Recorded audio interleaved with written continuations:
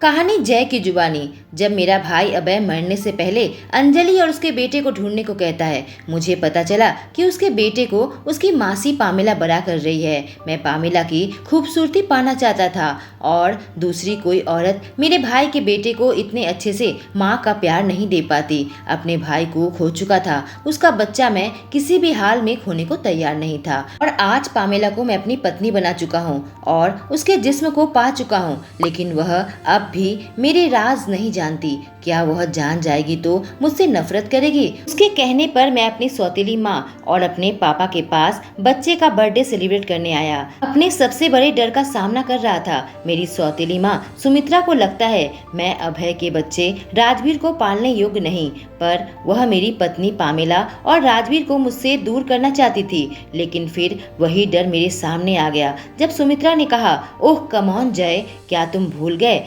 तुम्हारी माँ की मौत की वजह क्या थी? यह सुनकर मेरी बोलती बंद हो गई थी, क्योंकि मेरे पास इसका कोई भी जवाब नहीं था। इसलिए पामिला और राजवीर को तुम्हारे साथ रखना बेहद खतरनाक है। मैंने कहा, मैं तुम्हें वह नहीं दूंगा सुमित्रा जो मेरा है, ना पामिला ना राजवीर। मेरे बातों से वह चिढ़ गई और फुफकारा, गधे कहेंगे। तभी मेरे पापा ने कहा, सुमित्रा जाने दो। लेकिन सुमित्रा के बात आगे बढ़ाई। वह मेरे पापा को देखते हुए कही, रवि लेकिन जय।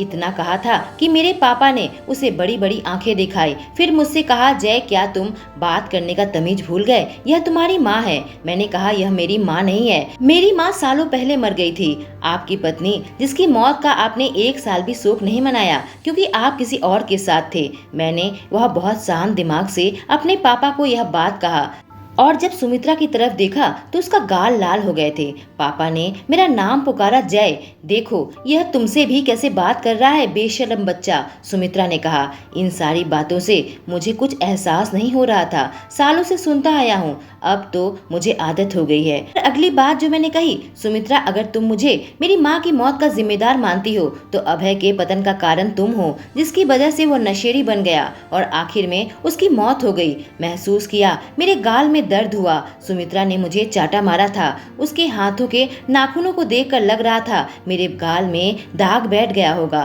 पर अब मैं बड़ा हो चुका हूँ, इन सब की आदत पड़ चुकी है, इसलिए मुझे दर्द नहीं हुआ। ना मैं हिला ना अपने बचाव की कोशिश की। तुम्हारी हिम्मत कैसे हुई? सुमित्रा मेरे करीब आते हुए कहने लगी और मेरा कॉलर पकड़ने ही जा रही थी कि उसके हाथ हवा में ही रुक गए। अब सबकी आंखें पामिला पर गई जो नन्हे बच्चे को अपने कंधे में सुला रखा था। हालांकि सुमित्रा बीच में ही रुक गई थी, पर वह सुमित्रा को काफी गुस्से से घूरने लगी। अपने सोच कैसे लिया मेरे पति के ऊपर हाथ उठाएंगी? पामिला ने गुस्से के साथ सवाल पूछा। उसने एक हाथ कसकर सुमित्रा की कलाई पकड़ ली। पामिला, तुम इस स्थिति को गलत समझ रही हो। विश्वास करो, तुम्हारा पति तुम्हारे लिए ठीक नहीं है। तुम्हें यह तक नहीं पता कि उसने अपनी माँ के साथ क्या किया। वही कारण था उसकी मौत। उसकी बात बीच में ही काटते हुए पामिला ने कहा, बस करो सुमित्रा, मैं तुमसे नहीं सुनना चाहती कि मेरे पति कैसे हैं। मैं तुमसे यह नहीं सुनना चाहती कि उसने क्या किया क्या नहीं। यह मेरे पति हैं और अगर तुम इसकी इज्जत नहीं कर सकती तो दोबारा मुझे ढूंढते हुए मत आना। और फिर पामिला मेरे पास आई, मेरा हाथ पकड़कर खींचकर दरवाजे तक लेकर जाने लगी और फिर सुमित्रा को घूरते हुए कहा, इस बात का ध्यान रखना कि तुम दोबारा मेरी फैमिली के इर्द गिर्द नजर नहीं आओगी, वरना तुम्हारे साथ मेरे संबंध बिल्कुल खराब हो जाएंगे। अगर तुम्हें अपने हाथ से प्यार है तो तुम मेरे पति और मेरे बच्चे से दूर रहोगी। कहानी पामिला की जुबानी। मुझे याद नहीं कब हम कार में आ गए थे और हम तीनों में कोई शांति में था तो वह राजवीर था जो मेरी गोद में सो रहा था। मैं जय से बात करना चाहती थी, उससे सवाल पूछना चाहती थी, पर जय शांति से दूसरी ओर मुंह करके बैठा हुआ था। मुझे याद है जय ने मुझे बताया था कि उसकी माँ की मौत प्रसव के उपरांत डिप्रेशन से हुआ था। तो सुमित्रा यह क्यों कहा कि जय उसकी माँ की मौत का जिम्मेदार है? उसकी नैनी सुनीता ने बताया था कि जब जय की माँ जिंदा थी तब तक वह खुशहाल बच्चा था, यानी उसकी माँ भी खुशी खुशी रहती होगी। यानी प्रसव के बाद जो डिप्रेशन शुरू हुआ वो अभय के जन्म के बाद हुआ होगा। जब इसमें जय की कोई गलती नहीं थी तो सुमित्रा ने इन सब का इल्जाम उस पर क्यों लगाया? और सबसे बड़ी बात है कि जय ने क्यों कुछ नहीं कहा। मेरे दिल का एक कोना कह रहा था वह निर्दोष है और दिल का दूसरा कोना अब यह सोच रहा था कि उस पर विश्वास करे या नहीं। मेरा दिमाग इस तरह से कंफ्यूज था कि मुझे समझ नहीं आ रहा था कि उससे बात करूं या नहीं, पर फिलहाल मुझे चुप रहना चाहिए। मुझे एहसास ही नहीं हुआ कब घर आ गया। जब जय ने मेरे साइड का दरवाजा खोला और अपना हाथ बढ़ाया तब मैं अपने ख्यालों से बाहर आई और कहा राजवीर को उसके बेड में सुलाकर आती हूँ। कहानी जय की जुबानी। मेरे दिमाग में यह सवाल उठा, उसने कितना सुना और क्या सुमित्रा की बातों पर उसने यकीन किया? यह घर जो मेरे दिल में एक उष्ण अनुभूति और खुलकर स्वागत करने लगा था, उसकी दीवार फिर से ठंडी महसूस होने लगी। इस 1 महीने की शादी में मुझे घर आने का मन करता था जहां मेरी पत्नी पामेला और राजवीर मेरा इंतजार करते थे। वह मुझे हमेशा अपनी ओर आकर्षित करती है। वह मेरी सुरक्षित दुनिया बन गई थी और इसका मुझे एहसास तक नहीं हुआ। वह मेरे अंतर्मन में समाने लगी थी और अब मुझे बड़ा अजीब सा महसूस हो रहा है। कौन मेरे बारे में क्या सोचता है इसकी कभी मैं फिक्र नहीं की। इस वक्त मुझे यह डर लग रहा है कि वह मेरे बारे में क्या सोच रही है। मैं दुनिया भर का शक और अनगिनत सवालों से घिरा हुआ था, पर एक ही सवाल मेरे दिमाग में बार बार गूंज रहा था, क्या इस दुनिया में अपने छोटे से सुख की जगह मैं खो दिया? मेरा दिल इस बात से तेजी से धड़क रहा था, क्या मैं दोबारा सुमित्रा के सामने हार गया? कहानी पामेला की जुबानी। मेरे दिमाग में एक ही सवाल उठ रहा था, क्या सुमित्रा सही है? जय अपनी माँ की मौत का कारण कैसे बन सकता है? वह तो 5 साल का था। वह सुनीता की इतनी इज्जत करता है, वह तो बस उसकी नैनी है। राजवीर से ऐसे प्यार करता है जैसे उसका अपना बेटा हो और वह मेरी भी इज्जत करता है, कभी अपनी लाइन क्रॉस नहीं करता और मुझे पूरी आज़ादी दी है सवाल पूछने के लिए, अपनी मर्जी से जीने के लिए। मैंने एक पल के लिए अपनी आंखें मूंदी और मेरे सामने वह सारे लम्हे आ गए जो मैंने उसके साथ बिताए थे। उसकी मुस्कुराहट, उसकी हंसी, उसके जोक्स, उसका राजवीर के प्रति प्यार और मेरे और सुनीता के प्रति सम्मान। आखिरकार मैंने अपनी आंखें खोली और अपना फैसला ले चुकी थी। बच्चे को सुलाकर मैं हमारे बेडरूम में जाने लगी। मेरे अंदर एक नया विश्वास, नया भरोसा पैदा हो चुका था। मैं जय पर विश्वास करती हूँ। जब बेडरूम का दरवाजा खटखटाया, वह नहीं था। वह कहाँ चला गया? शादी के बाद ही वह 7 दिन के लिए बाहर चला गया था। उस समय मैं उस बात की परवाह नहीं की थी, पर आज वह कहाँ चला गया? मेरा दिल तेजी से धड़क रहा था। मैं बेहद डर गई। उसे कॉल कर रही थी पर वह फोन नहीं उठा रहा था। पूरे घर पर उसके फोन की घंटी की आवाज सुनाई नहीं दे रही थी।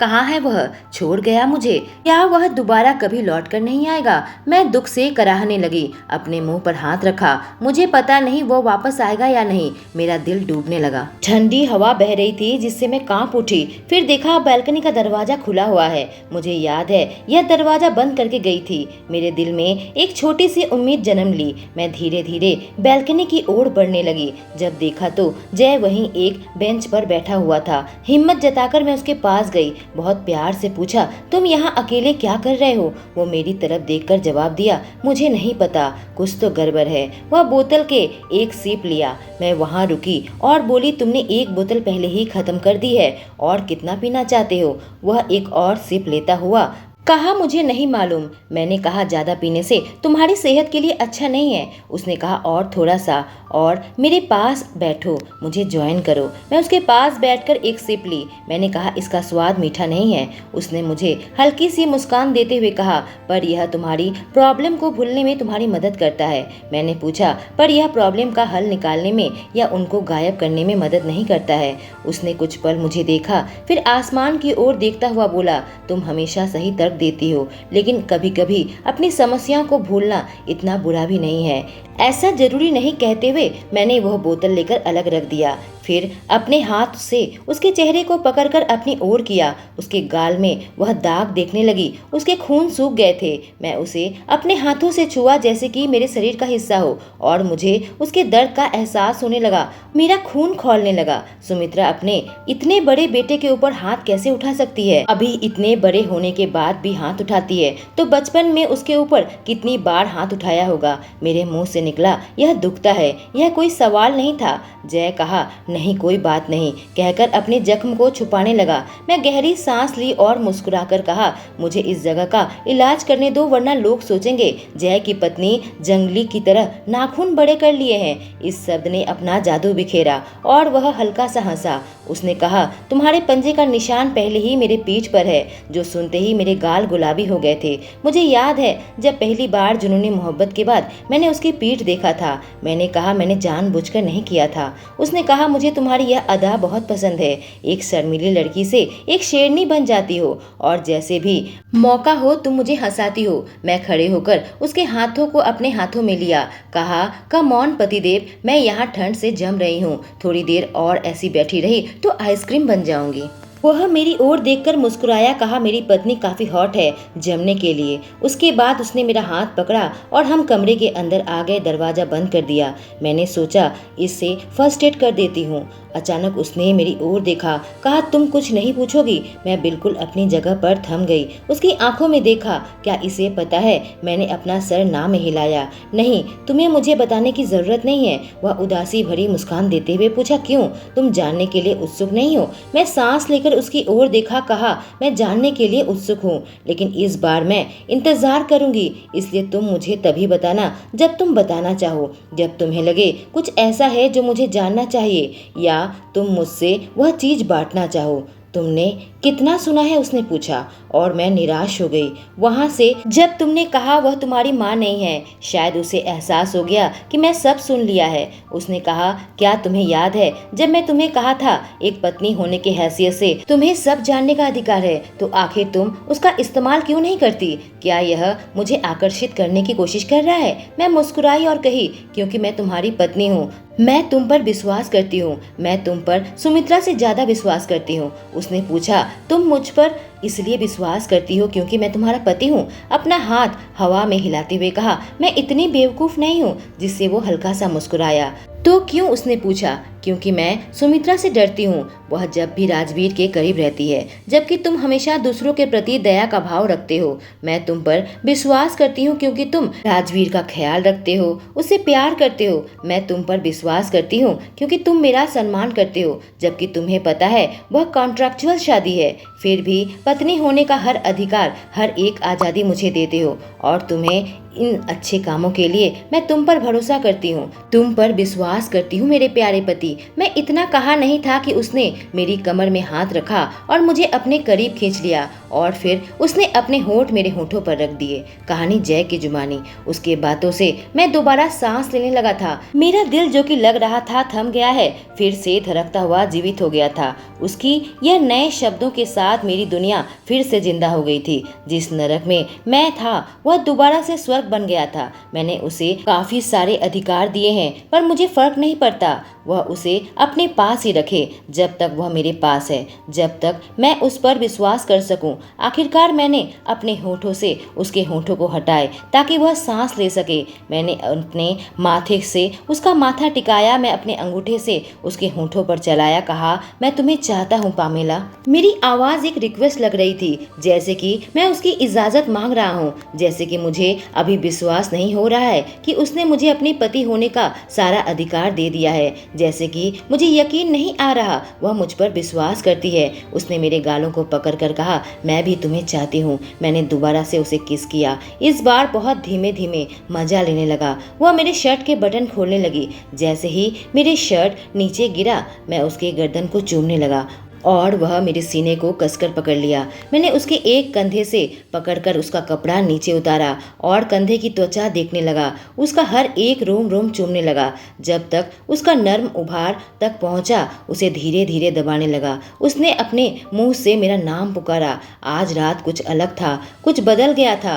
या वह नया विश्वास था जो दोनों नए रिश्ते में पाया था, या फिर एक दूसरे के प्रति अधिकार जो हमने एक दूसरे को दिया था। न ही उसे मालूम था और न ही मुझे कि आज हम इतने गहरे क्यों फील कर रहे थे। भले ही कारण ना पता हो, पर हम दोनों ही जानते थे यह हमारी शादी के लिए अच्छा बदलाव था। पामेला सुख में इस कदर खो गई थी कि उसे एहसास नहीं हुआ कब उसके कपड़े उतर गए और मैंने उसे ऊपर उठा लिया। उसने अपने हाथ मेरे गर्दन के पीछे मोड़ लिया। उसे नर्म बिस्तर पर लेटाकर मैं फिर से उसके मुंह को लिया। अपने कपड़े जल्दी से उतार कर उसके ऊपर आ गया। जैसे जैसे मैं उसे किस कर रहा था, वह धीरे धीरे मेरा नाम ले रही थी।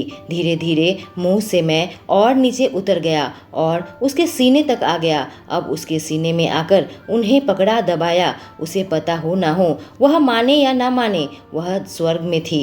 दर्द दिल से हम दोनों जानते थे हमारा रिश्ता कुछ और ही बन रहा है। कहानी पामेला की जुबानी। मैं अपने सुख की दुनिया में खो गई थी। मुझे ऐसा लगा मेरा बॉडी में करंट सा पास हो रहा है। आंखें खोलकर मैंने देखा कि जय मेरे स्त्रीत्व के मूल तक पहुंच गया था और उसका स्वाद लेने लगा था। झटका और आनंद से मैं लगभग अपनी आवाज खो बैठी थी। अब मुझे वह चूम रहा था। वह मेरे चेहरे का भाव देखकर शरारती मुस्कान दे रहा था। मेरे विरोध को अनदेखा कर वह अपना काम जारी रखा। पहली बार मेरे साथ ऐसा कर रहा था। मैं हाँफने लगी जब एक नई उत्तेजना की लहर मुझसे होकर गुजरी। मैं उसका सिर पकड़कर उसे अपने से दूर करने की कोशिश की। मत करो, इतना ही कह पाई थी मैं, जो कि उसने सुना ही नहीं। मेरे थाई की अंदरूनी भाग में आकर मेरे पैरों को अलग किया, मुझे और उजागर कर दिया। मैं कितना भी उसे रोकना चाहूं, उसके काम न रुके। उसके सर बीच में था। आखिरकार मैं उस मुकाम तक पहुंच गई जहां मुझे तारे दिखने लगे। जब मैं आखिरकार इस दुनिया में वापस आई, मैंने अपनी आंखें खोली और देखा वह मेरे गर्दन को चूम रहा था। किसी मंत्र की तरह मैं उसका नाम उच्चारण किया, जय। उसने मेरी आंखों में देखा जिसमें आज कुछ और ही चमक थी। आंखों में सिर्फ हवस नहीं थी। लटों को मेरे कान के पीछे किया। आज सब कुछ अलग हो रहा था। उसने कहा, वक्त आ गया है, मैं तुम में समाना चाहता हूँ। आज हमारा प्यार काफी जुनूनी था, काफी लंबा था और काफी अलग था, जिसमें हम साथ अनुभव किया। उसके बाद मैं उसके सीने पर सर रखकर उसके दिल की धड़कनें सुनने लगी। पर आज कुछ अलग था। आज उसका दिल कुछ अलग तरीके से धड़क रहा था। उसने कहा, पामेला, बिल्कुल ऐसा लगा जैसे फुसफुसा रहा था। अभय के जन्म के बाद मेरी माँ दिन पर दिन शांत होती चली गई। वह मुस्कुराना भूल गई। खिड़की के पास बैठकर बाहर कुछ देखती रहती थी। मैं बिना उसे टोके उसकी बात सुन रही थी। आखिरकार वो मुझसे खुल रहा था और मैं कुछ शब्द करके उसका ध्यान भंग नहीं करना चाहती थी। काफी मुश्किल के साथ उसने आगे कहा, किसी समय वह मुझ पर बिल्कुल गुस्सा रहती थी और कभी कभी बहुत अच्छी रहती थी, इसलिए मुझे उनके उस बर्ताव का ध्यान रखना पड़ता था। मैं उसके दरवाजे पर चुपचाप खड़ा रहता था और इंतजार करता था जब वह मुस्कुराती थी।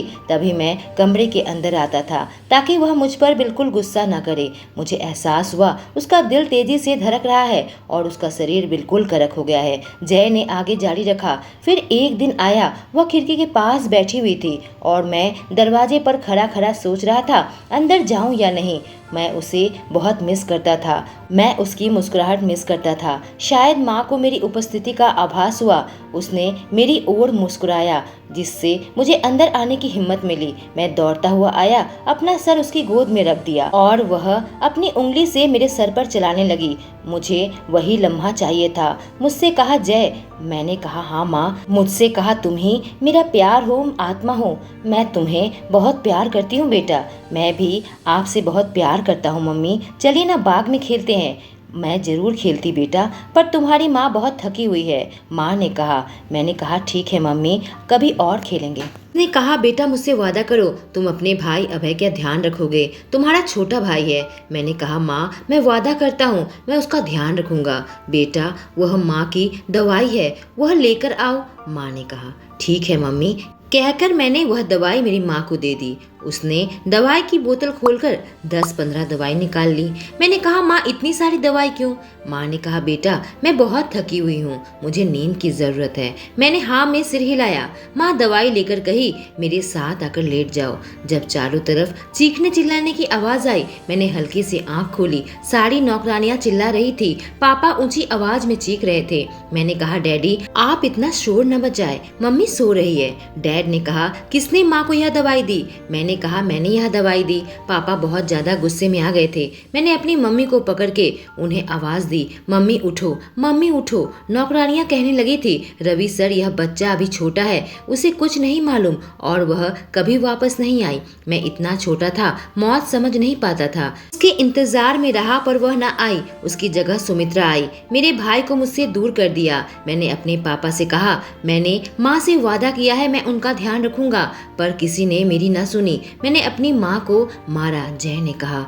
जब मैंने उसे देखा, उसके हाथ कांप रहे थे। उसकी आंखों में बेहद डर था, जैसे कि वह सब कुछ देख पा रहा हो। उसका दिल अनिश्चित तौर से धड़क रहा था और उसकी सांसें छोटी हो रही थी। जय, क्या तुम सुन सकते हो? मैं तुम्हारे साथ हूँ, मैं बड़े आराम से कहा। मैं उसे बार बार यही कह रही थी। मैंने कहा, तुम थोड़ा पानी पियोगे? पानी पिलाने के बाद मैंने कहा, अगर तुम्हें पता होता वह गोलियां उसकी जान ले लेगी, तुम उसे कभी देते? उसने अपना सर ना में हिलाया। मैंने कहा, फिर तुम इसके जिम्मेदार नहीं हो, तुमने कुछ गलत नहीं किया, तुमने बस उसकी आज्ञा का पालन किया। उसने कहा, पर वह दवाइयाँ मैंने अपने हाथों से उसे दी थी। मैंने बीच में टोक कर कहा, उसने तुमसे मांगी थी, तुम्हें पता नहीं था उसकी जिंदगी में क्या चल रहा है। उसने कहा, फिर भी। मैं बात को पलटते हुए कहा, तुम्हें पता है जब पहली बार काले ड्रेस पहनकर तुम मेरे पास आए थे, हमारी वह पहली मुलाकात, मुझे लगा था तुम नोवेल से कूद कर आने वाले कोई वैम्पायर हो, बस तुम्हारे जहरीले दांत नहीं थे। उसने कहा, तुम लोगों के बारे में यह अनुवाद करती हो? मैंने कहा, नहीं, मैं सीरियस हूँ। लेकिन जब मैंने सुना कि तुम पूर्णिमा में नंगा नाचते हो, मुझे लगा था तुम कोई भेड़िया हो जो इंसान का रूप धरा हुआ है। जय ने कहा, क्या तुम्हें निराशा हुई? मैं इनमें से कुछ भी नहीं हूँ। मैंने कहा, नहीं, मैं बहुत खुश हूँ कि तुम इंसान हो। कम से कम हमारे बच्चे हाइब्रिड नहीं होंगे और साइंटिस्ट को एक्सपेरिमेंट करने के लिए कोई नई प्रजाति नहीं मिलेगी। मैं सीरियसली जवाब दिया तो अब जय हंसने लगा। आखिरकार वो हंसा और इन सब चीज़ों से अपना दिमाग हटा दिया। आखिरकार पुरानी बातों को याद करके हम हंसने लगे। उसने कहा, तुम्हारे बिना मैं क्या करूँगा पामेला? अगली सुबह जब मैं उठी, उसने दुल्हन की तरह मुझे अपनी गोद में उठा लिया। मैंने कहा, तुम क्या करने जा रहे हो? वह मुस्कुराता हुआ बाथरूम की तरफ जाते हुए कहा, मैं नहाने जा रहा हूँ। मैंने कहा, तुम मुझे खींच कर अपने साथ लेकर क्यों जा रहे हो? उसने कहा, मैं तुम्हें खींच कर नहीं ले जा रहा हूँ, तुम मेरी गोद में हो। मैंने पूछा, मैं तुम्हारी गोद में क्यों हूँ? बस ऐसा है कि मुझे तुम्हारा वजन बहुत पसंद है, उसने कहा। मैंने कहा, यह कोई मजाक नहीं है जय, क्या तुम बाथरूम में मेरी मदद चाहते हो? तब तक उसने दरवाजा खोल दिया। उसने कहा, हाँ ऑफ कोर्स डार्लिंग, प्लैनेट के अच्छे नागरिक की हैसियत से हमें पानी की बचाना चाहिए। और मेरा तुम्हारे साथ नहाना पानी कैसे बचाएगा डियर हस्बैंड? मैंने पूछा। उसने कहा, हम एक ही बाथटब पर और एक ही शावर के इस्तेमाल करेंगे नहाने के लिए। बहुत आसान है, कोई न्यूटन का लॉ नहीं है। मैं हंसते हुए पूछा, तुम सिर्फ पानी बचाने के लिए ही कर रहे हो और कुछ नहीं होगा ना? उसने कहा, कह नहीं सकता। जब वो ऑफिस पहुंचा, मैंने उसे मैसेज भेजा, हाय पतिदेव। जय, हाय धर्मपत्नी, मुझे मिस कर रही हो? मैं तुम्हें नहीं बल्कि तुम्हारे हाथों को मिस कर रही हूँ। जय, तो तुम मेरे हाथ कहाँ कहाँ फील कर रही हो? मैं पूरे शरीर में। जय, अच्छा, मेरा हाथ फील कर रही हो, मेरे मुंह नहीं। यह बताओ, इस वीकेंड में क्या कर रही हो मिसेस चौधरी? मैं, क्यों पूछ रहे हो मिस्टर चौधरी? जय, मैं अपनी खूबसूरत पत्नी के साथ यह वीकेंड स्पेंड करना चाहता हूँ, बस तुम और मैं अकेले कमरे में, न कोई बाहरी दुनिया, न ही कोई काम, न ही कोई कपड़े। और तुम्हारा ऑप्शन है? ऑप्शन 1 हाँ, ऑप्शन 2 हाँ। मैं, हाँ जरूर। घर पर बैठे बैठे मेरी नज़र सोफे के किनारे एक दवाई पर पड़ी। उसे उठाकर मैंने गूगल किया और पता चला यह दवाई PTSD के इलाज में लिया जाता है। कल रात यह पहला पैनिक अटैक नहीं था, वह अक्सर इसे लेता है। क्या इतना स्ट्रांग दिखने वाला जय चौधरी अपनी माँ की मौत को भुला नहीं पाया? यह सोचकर मेरा दिल उसके लिए और दुखने लगा था।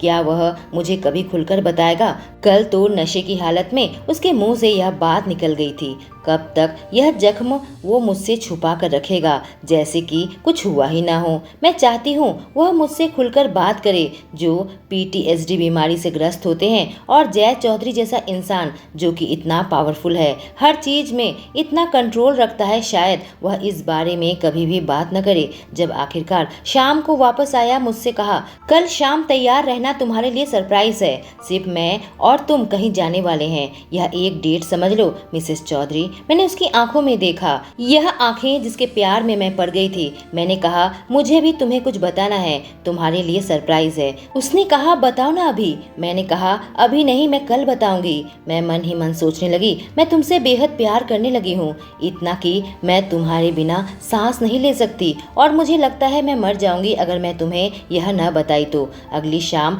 राजवीर को सुनीता के पास छोड़कर मैं और जय निकल पड़े थे। जाने मुझे क्या सरप्राइज देने वाला है। मेरा दिल जोर जोर से धड़क रहा था क्योंकि मैं उसको अपने दिल की बात बताने वाली थी।